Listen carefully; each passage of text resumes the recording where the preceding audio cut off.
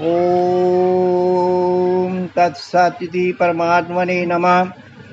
बह्यन्ता च भूतानाम् अक्षरं क्षरम् एव च सूक्ष्मत्वात् ततया विज्ञेयं दूरस्थं अन्तिके च तस्मै लोकात्मने नमः। क्लेशअन्धकारनाशाय मुख्यूणां विमुक्ते तत्त्वदर्शनप्रदानाय समर्था तत्त्वदर्शिना। ओम पार्थाय प्रतिबोधतां भगवता नारायणेन स्वयं व्यासेन गृहीतां पुराणमुनिना मध्ये महाभारतम् अद्वैतामृतवर्षिणी भगवती अष्टादशाध्यायिनी अमृतामनुसन्धामि भगवद्गीते भवद्वेषिणी। सर्वमंगलकारिणी सर्वसंशय निवारिणी सर्वार्थ प्रदायिनी वशो मम हृदय। मैं आज गीता सत्संग दिवस के उपलक्ष्य में आप सभी को मंगल भाव अर्पित करता हूँ कि आप सदैव आत्मरसी गीता सत्संग का ही पान करें और नित्य करें, तो परम पिता परमेश्वर की अनुभूति उसके पास ना होते हुए भी हमें पास में ही अनुभूत होने लगे। सुखद आनंद के रूप में एक झलक मिलने लगती है। उसकी चर्चा करने से ही उसकी आवेशी हमारे अंदर आ जाए। तो बंधुओं, द्वापर कालीन महामुनि व्यास जी श्री कृष्ण गीता में कहते हैं कि विश्वरूप बने इस परमात्मा के विराट स्वरूप की अनुभूति तो गीता का मुख्य विषय है। इसी विषय को पूर्ण रूप से अर्जुन में प्रवेश करा के भगवान ने अध्याय 11 में उसे धर्म युद्ध करने की प्रेरणा दी और अर्जुन का उन्होंने 2 तरह से कल्याण किया। पहला, उसे विश्वरूप दर्शन कराया, आत्मज्ञानी बनाया। दूसरा, पश्चात क्षत्रिय वर्ण कर्म आरूढ़ी दी। तदर्थ धर्म युद्ध में उसे विजय दिलाई। तो बंधुओं, हम भी अपनी कर्म आरूढ़ी में कभी कभी स्वार्थवश या अन्य कारण से यथार्थ कर्तव्य को भूल जाते हैं। करते हैं तो अभिमान के साथ कर्ता भाव से काम लेते हैं। तो गीता के अनुसार इसमें कर्म फल भोग तैयार होते हैं, जिन्हें भोगने हेतु जन्म पर जन्म हमारे जीव का शरीर रूपों में होता ही रहता है। संसार के सुख दुखों की थपेड़ें खा कर जीव अभ्यस्त सा हो जाता है और शरीर से उसे इतना मोह हो जाता है कि वह उसे छोड़ना ही नहीं चाहता, चाहे कितना जर्जर ही क्यों ना हो जाए। और देह त्याग पूर्व यही इच्छा रहती है कि फिर मैं इन्हीं लोगों के बीच में आऊं और ऐसे ही शरीर को लेकर के आऊं। ये मोह जो है उसके साथ में ही जाता है। तो बंधुओं, इसी शरीर और संसार की आसक्ति को छुड़ाता है गीता का अध्याय 8 का अक्षर ब्रह्म योग। अक्षर स्वरूप ईश्वर का दर्शन कराता है, हमारे निज स्वरूप का दर्शन कराता है, आत्मज्ञान कराता है, जो मनुष्य के जीवन का लक्ष्य होता है। जीव के निज स्वरूप का ज्ञान कराते हुए अध्याय के कुछ सुभाषित श्लोकों पर हमने पूर्व गोष्ठी में विचार कर लिया है, जिसमें ब्रह्म की त्रिपुटी अच्छी तरह से समझ ली है। आज कुछ अन्य अध्याय 8 के श्लोक 15वें 16वें पर हम चर्चा करते हैं, अपनी बात को आगे बढ़ाते हैं। गीता के अध्याय 8 का 15वां श्लोक। व्यास जी लिखते हैं, माम उपेत पुनर्जन्म दुखालयम अशाश्वतम नापनुवन्ति महात्मना संसिद्धिम परमाम गतिम। श्री कृष्ण परमात्मा भाव से कहते हैं कि माम माने मुझ सच्चिदानंद परमेश्वर को महात्मा लोग पा लेते हैं। इसके लिए महात्मा बनना पड़ता है। सत्य चित आनंद परमात्मा की ये तीन विशेषता हैं। सत्य चित और आनंद स्वरूप है वो। एक अन्य तरह से उसके तीन लक्षण अस्ति, भांति, प्रिय भी माने जाते हैं। अस्ति माने सत्य, जो हमेशा रहता है, तीनों कालों में रहता है, सब परिवर्तनों में रहता है, सब समयों में रहता है, सभी अवस्थाओं में सदा एक सा स्थिर जो रहता है वह सत्य कहलाता है।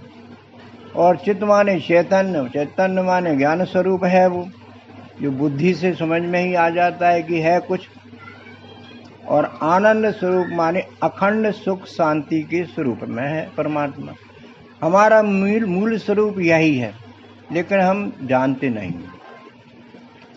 हमारे जीव का भी यही निज मूल स्वरूप है जो अभी शरीर के संग से भूल गया है।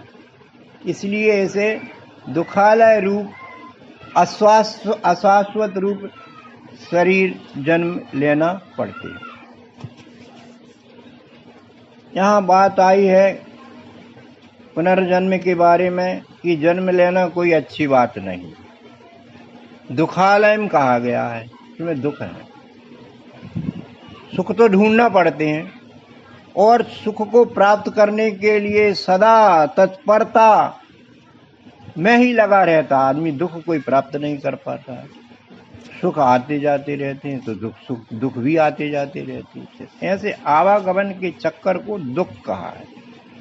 अशाश्वत माने ये शरीर स्थिर नहीं है। अभी कितनी इस शरीर की मृत्यु हुई है, हम खुद अनुभव कर सकते हैं कि हमारा शिशु रूप में जन्म हुआ तो शिशु की मृत्यु हुई तो क्या बन गया? किशोर बन गया। मान लो किशोर की मृत्यु हुई तो युवा बन गया, युवा की मृत्यु हुई तो प्रौढ़ बना, प्रौढ़ की मृत्यु हुई तो वृद्ध। ये तो हमने देख लिया। अब इसके बाद की जो महापरिवर्तन है वो हमारा दूसरे लोग देखते। तो बिल्कुल सिद्ध है कि ये अशाश्वत है 100%।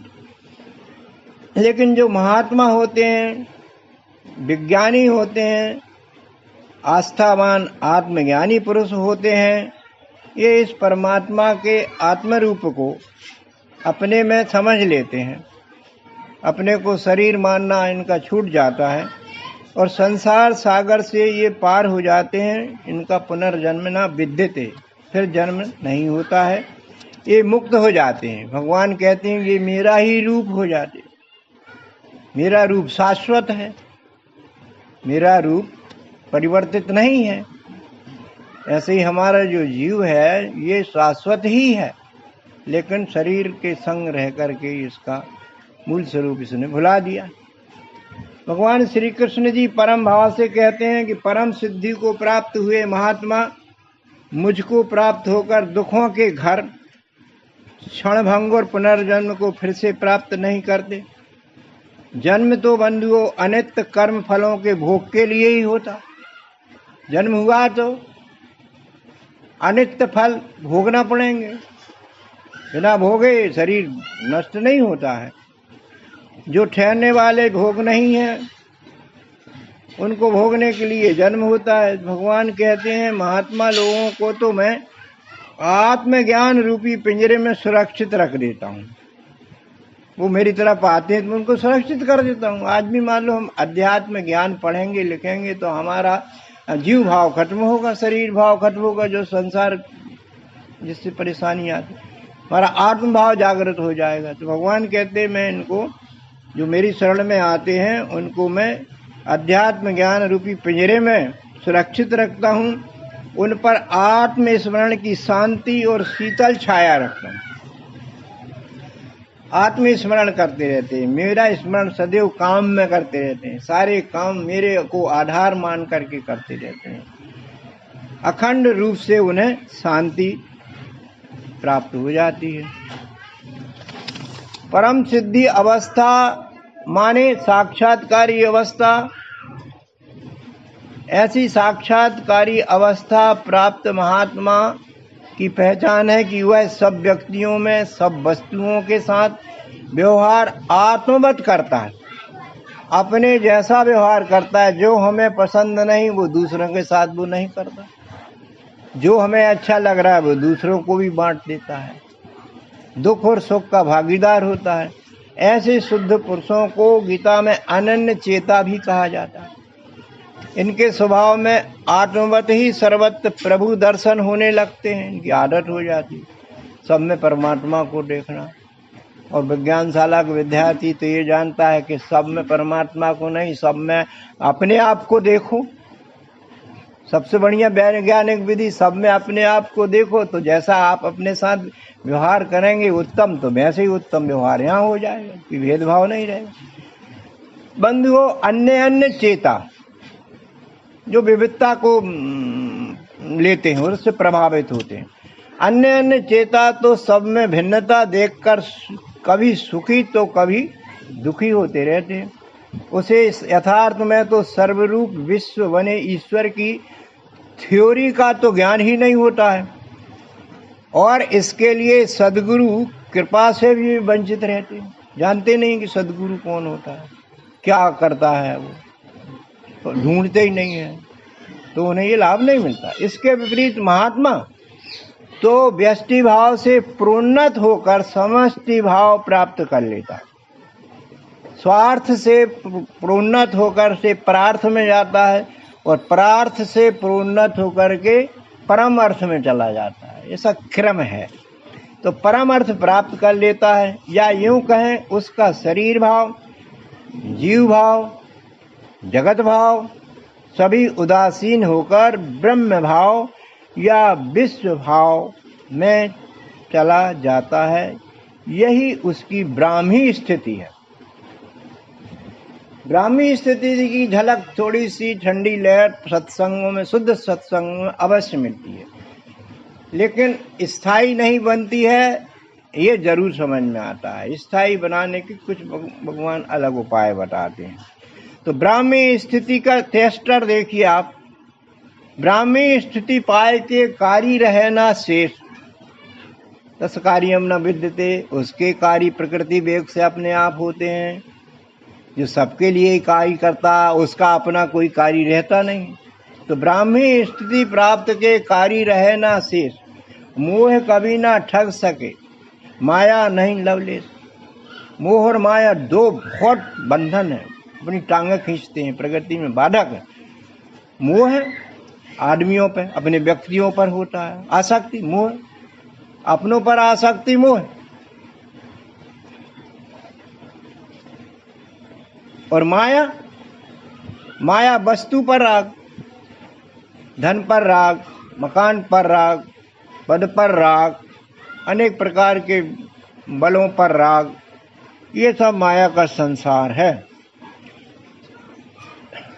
किंतु ब्राह्मी स्थिति संत कहते हैं दुर्लभ है, हर किसी को नहीं मिलती, मगर वो ये भी कहते हैं कि ये असंभव भी नहीं है।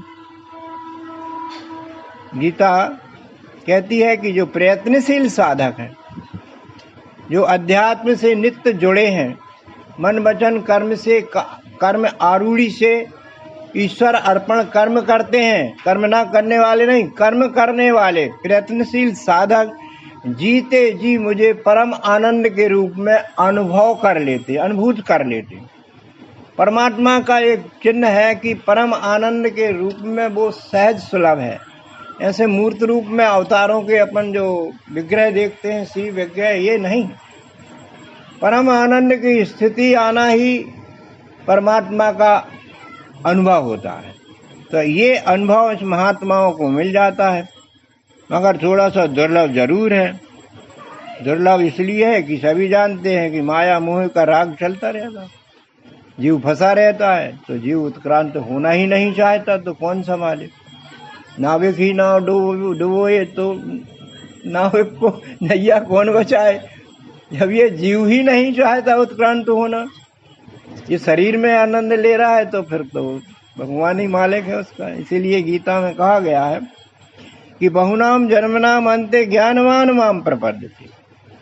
बहुत जन्म लग जाएंगे, लेकिन यदि तत्व ज्ञान की शरण में आ गया, सदगुरु सानिध्य में आ गया, तो उसका ये जन्म अंतिम का जन्म हुआ।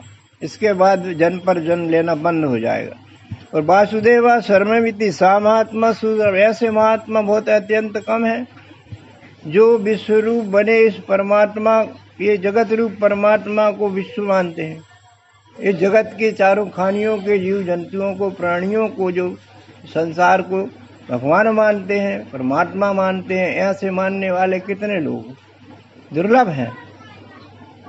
ये मानना तब होगा जब मानेंगे कि उत्क्रांति का सही बिंदु हमने पा लिया। बंधुओं, ऐसी मनोदशा प्राप्त महात्मा इस मनुष्य जीवन में दोबारा नहीं आते, मुक्त हो जाते हैं, और मुक्त होने को ही परम गति कहते हैं, परम गति पा जाते हैं।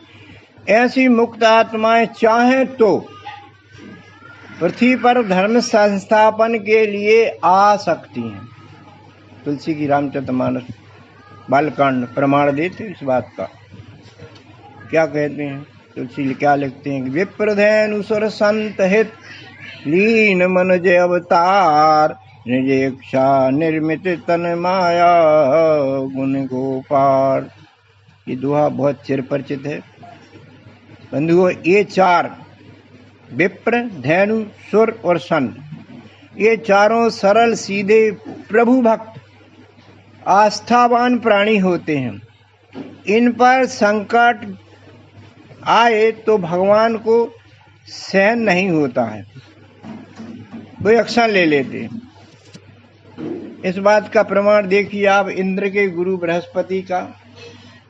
वो इंद्र को उपदेश करते हुए कहते हैं कि सुन सुरेश उपदेश हमारा, राम ही सेवक परम प्यारा। सेवक से बहुत प्रसन्न होते हैं राम, और हम भी सेवा करें काहू के दुख सब कर हित ताके।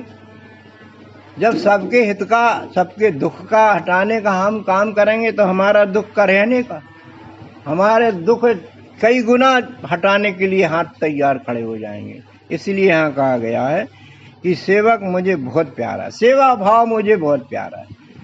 हनुमान जी ने सेवा भाव किया था। हनुमान जी से ज्यादा प्रिय तो कोई था ही नहीं भगवान।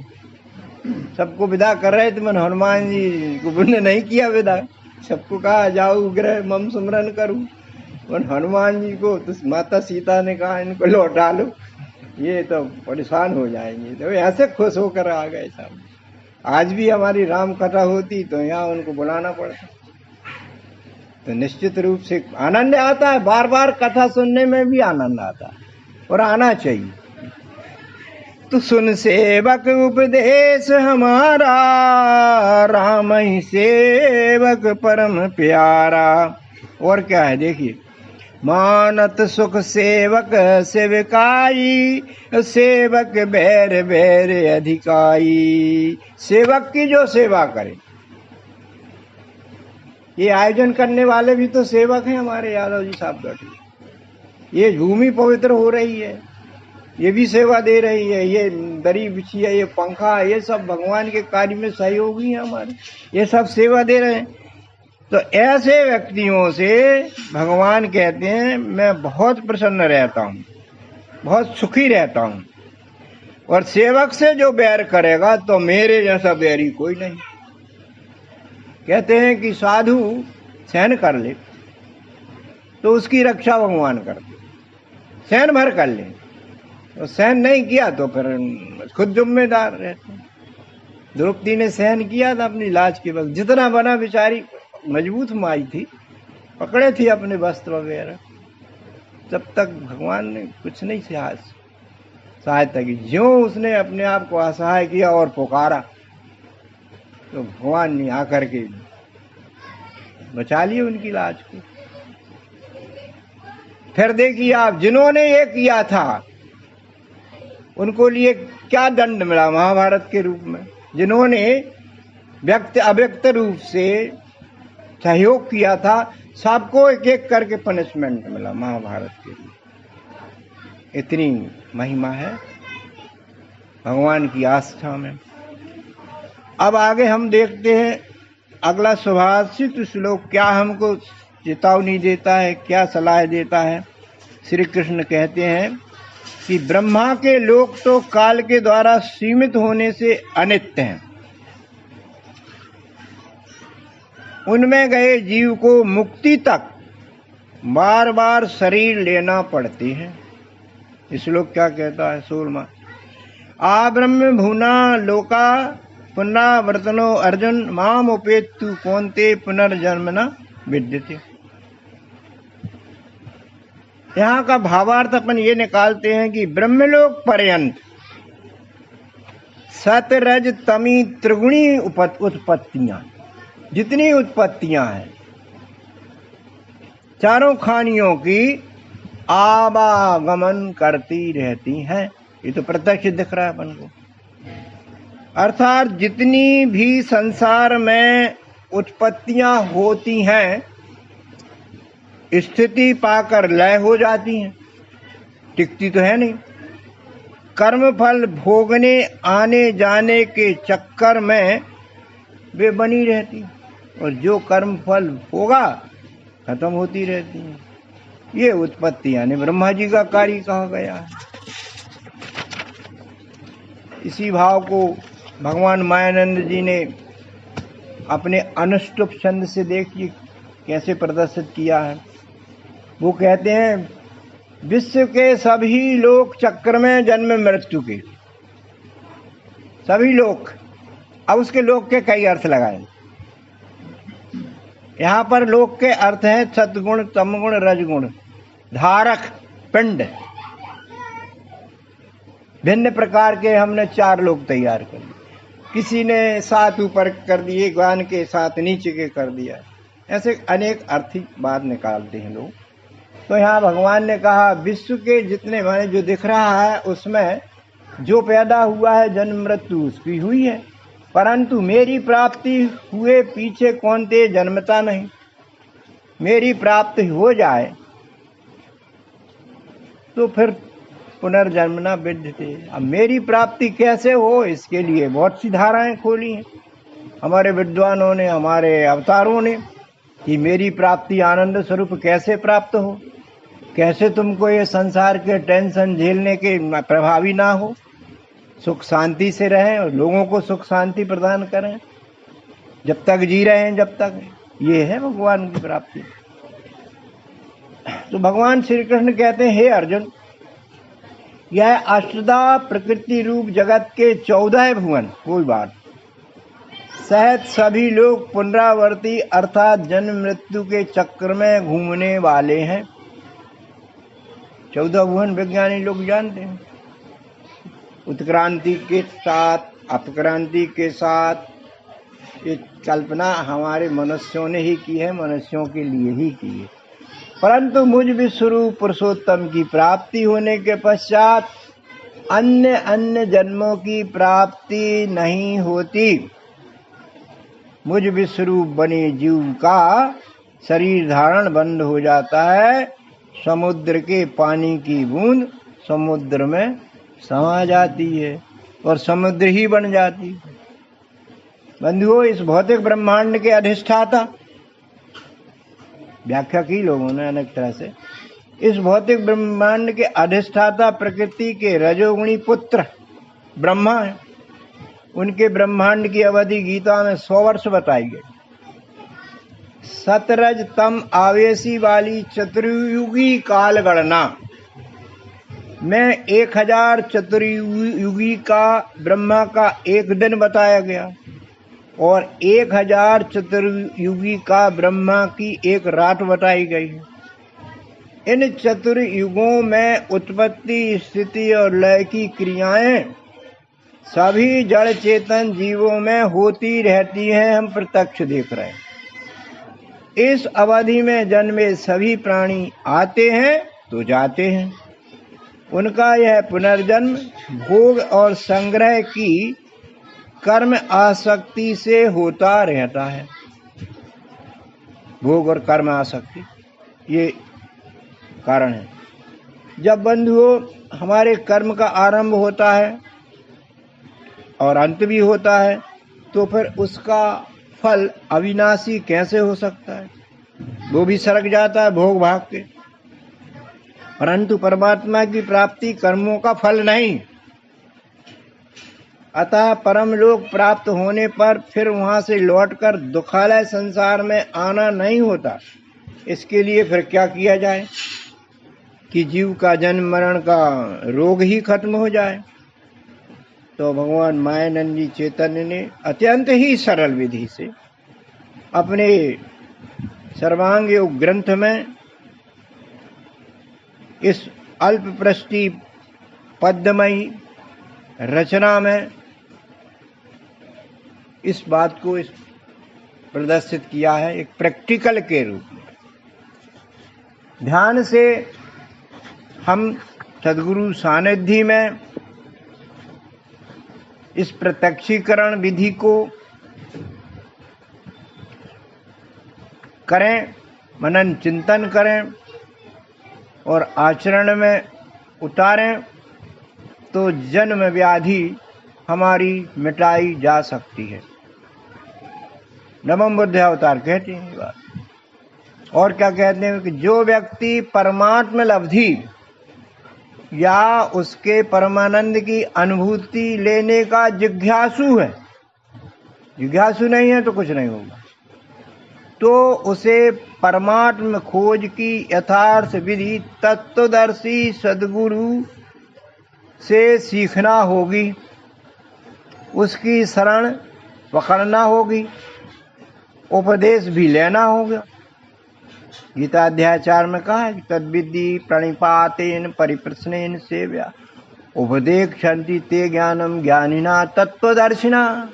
बिना तत्वदर्शी सद्गुरु के आशीर्वाद के, उसकी कृपा से ये तत्व दर्शन का प्रयोग सफल नहीं हो सकता। यत् ज्ञात्वा न पुनः मोहम्, जिसको जान करके फिर जो संसार की कीचड़ में फंसना नहीं होता है। तो बंधुओं, वस्तु रूप या कण कण में भगवान है, हमने सबने सुना है, पर ये कैसे है देखना चाहता हूं यथार्थ। साधक का प्रश्न होता, हमारे भी प्रश्न है। इस बात को सद्गुरु वस्तु एक अपने विश्व की लेकर के प्रत्यक्षीकरण के द्वारा सिद्ध करते हैं कि वह कण कण में किस प्रकार है। वह कण कण में किस प्रकार नहीं, बल्कि वह कण कण ही है, ये सिद्ध होता है। अभी अपन कहते हैं सब में परमात्मा है, सब में परमात्मा नहीं। भगवान मायानंद जी का अवतार क्या कहता है कि कण कण ही परमात्मा। इतनी घनिष्ठ बात बताई गई। इसके लिए वस्तु को वो सामने रख करके अपने ही साधन इंद्रियों तथा मन से दिखाते हैं वस्तु दर्शन, उसकी प्रकृति रचना को समझाते हैं। जो 5 तत्व 3 गुण वाली अष्टधा परमात्मा की प्रकृति है, पृथ्वी जल अग्नि वायु आकाश 5 तत्व तथा सत रज तम ये 3 गुण वाली है। वस्तु से लेकर ब्रह्मांड की सकल वस्तुओं में 5 तत्व और 3 गुण हम अपने साधनों से जान लेते हैं। बंधुओं, 5 तत्वों में सबसे सूक्ष्म तत्व कौन सा है? सबसे सूक्ष्म तत्व आकाश है और सबसे स्थूल तत्व ये पृथ्वी। वेरी गुड, पृथ्वी है। अब हम इनके संक्षेप में इन तत्वों के गुणों को समझते हैं। आकाश का गुण शब्द है,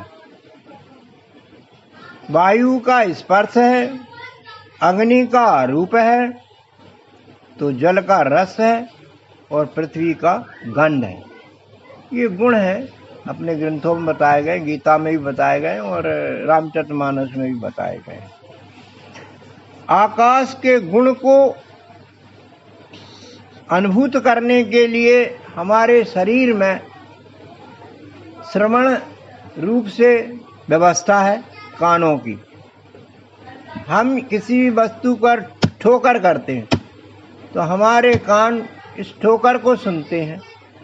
हम उस वस्तु के अलावा हमारे शरीर में ठोकर करते हैं तो कुछ अलग प्रकार का स्वर, अलग प्रकार का की आवाज़ आती है। इसी तरह से सब में शब्द उत्पन्न होता है, लेकिन शब्द के प्रकार बदलते हैं, मगर शब्द सब में होता है। तो हम जानते हैं कि आकाश तत्व सब वस्तु पिंड से लेकर ब्रह्मांड तक भरा हुआ है। अच्छा, दूसरा साधन हमारे पास त्वचा है।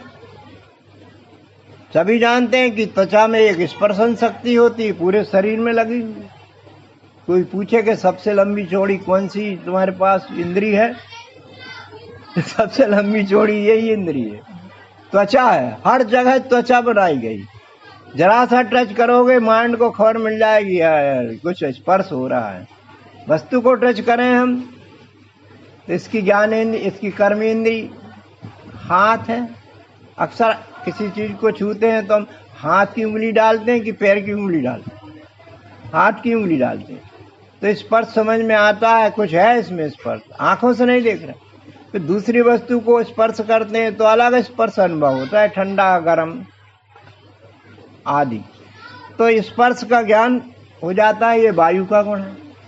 तो हर वस्तु में पिंड से ब्रह्मांड तक वायु तत्व का बोलबाला है।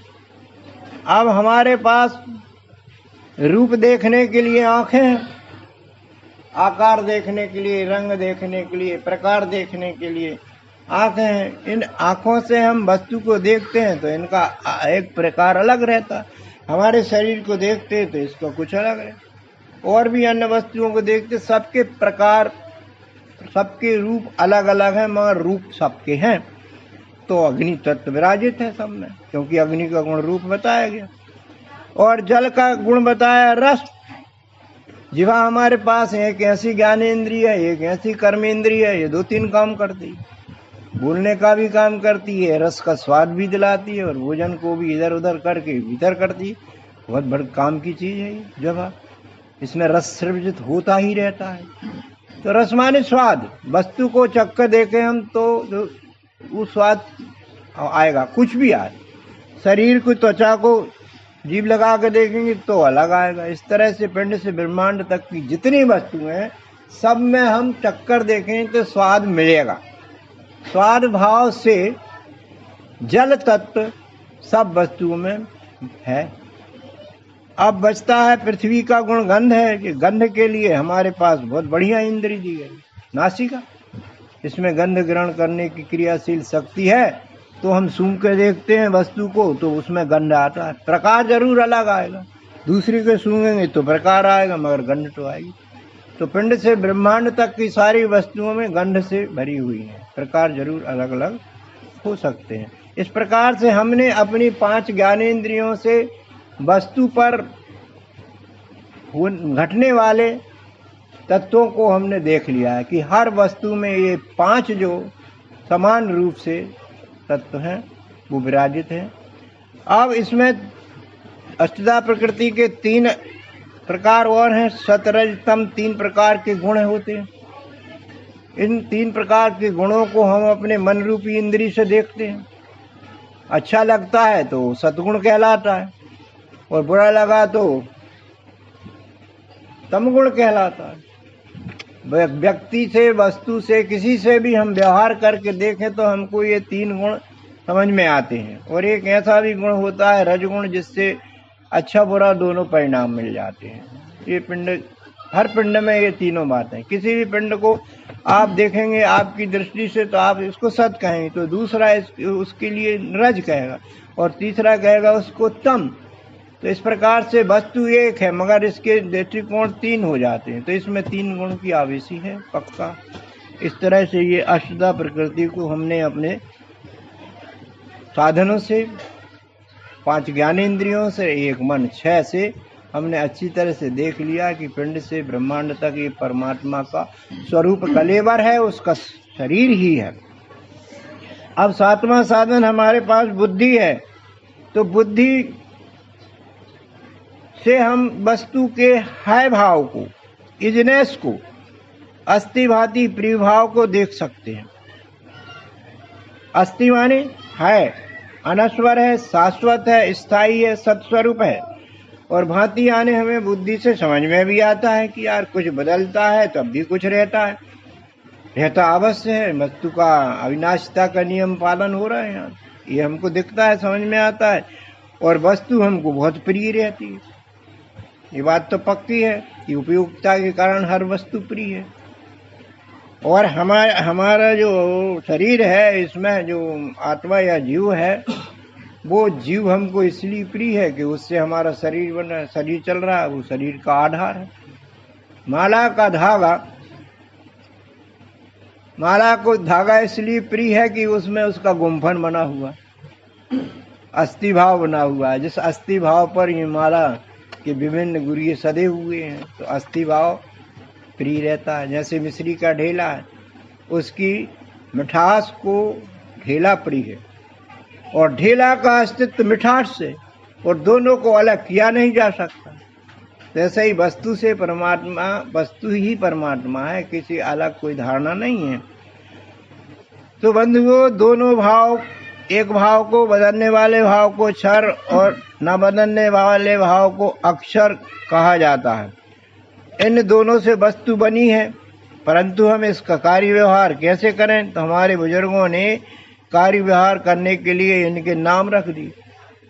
हम देखते हैं कि सारे विश्व में नाम ही नाम भरे हुए।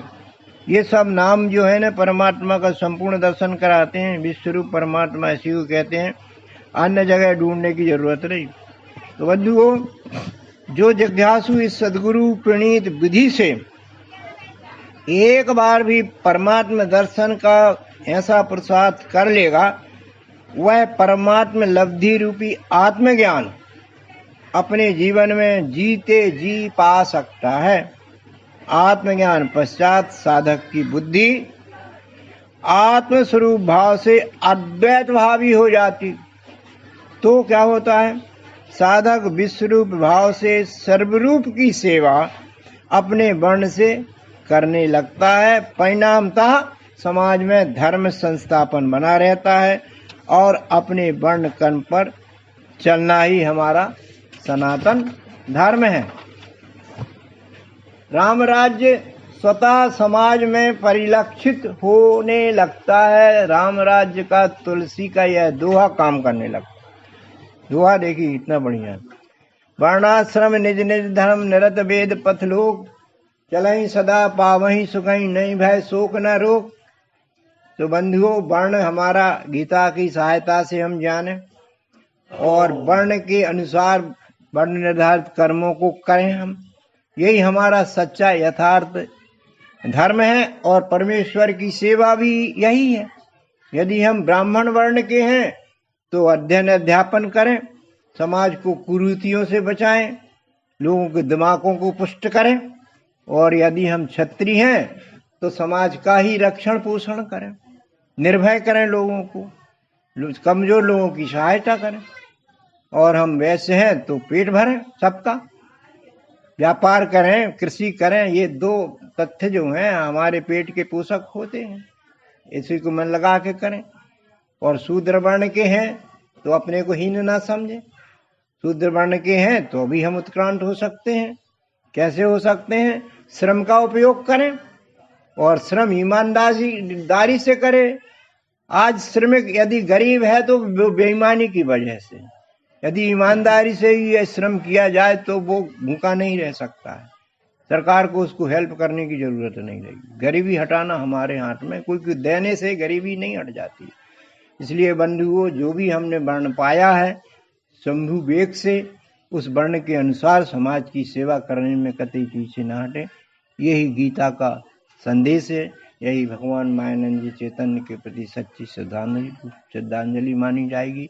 इन्हीं मंगल भावों के साथ बोलिए सद्गुरु भगवान की जय, विश्वरूप परमात्मा की जय, सनातन धर्म की जय।